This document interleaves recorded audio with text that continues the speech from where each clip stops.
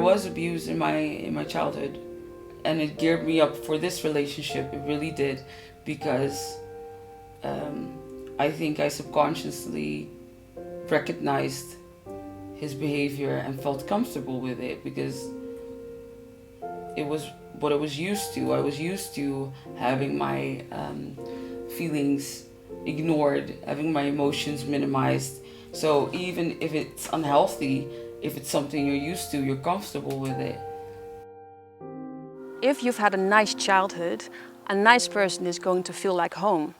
Well, the same goes for abusers. If you've grown up with abusers, you feel attracted to this certain type of energy that abusers have.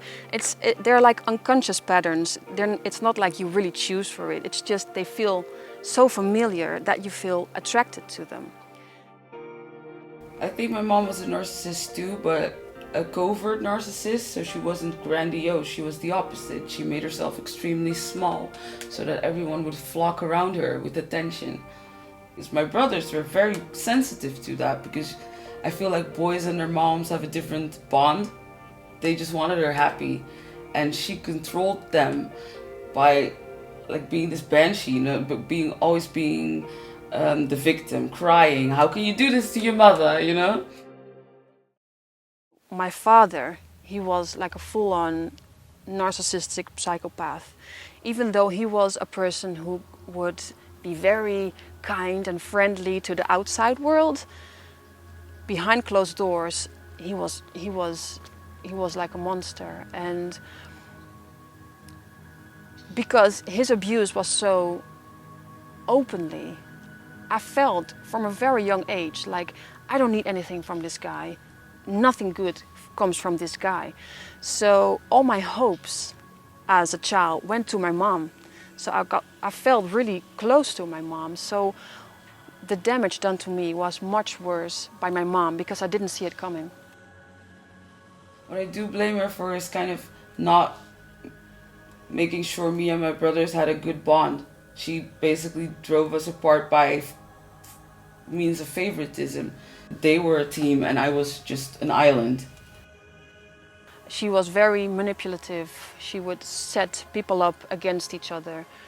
She would always criticize, belittle, laugh about other people behind their backs. Use the children and use the talents of children to make herself look good, but emotionally neglect the children. She would like have a favorite and make the other person or the other kid feel like less worthy, and the favorite child that would it would change. It wasn't the same person all the time. I felt like in a lot of ways she was envious of me because I was a girl and I just did things. I was confident. I don't know where I got the confidence, but I was confident. I was very entrepreneurial. I did things even though no one helped me or no one supported me. And I felt like she was kind of envious of my drive that I got from literally nowhere, because no one ever encouraged me to do anything.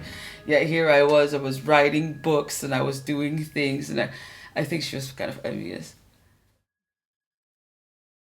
And when I learned about narcissism, I was finally able to understand my childhood, because earlier sometimes I would still get angry at my mom, thinking like, how could she do that to me? How could she be so insensitive or so mean to me? But once I learned about narcissism, and the one thing that narcissists don't have is empathy. So when I learned that she didn't have empathy and that it wasn't really her fault as well, because she was a victim too, I finally realized that it had nothing to do with me. And to me, that part, that it had nothing to do with me, was very important for my healing process.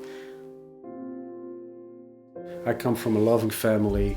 I got everything that I ever wanted and all of that stuff, but I'm just completely naive. I grew up in an environment which was very safe, and when somebody tells me something, I believe them. I trust everybody. I trust everything all the time.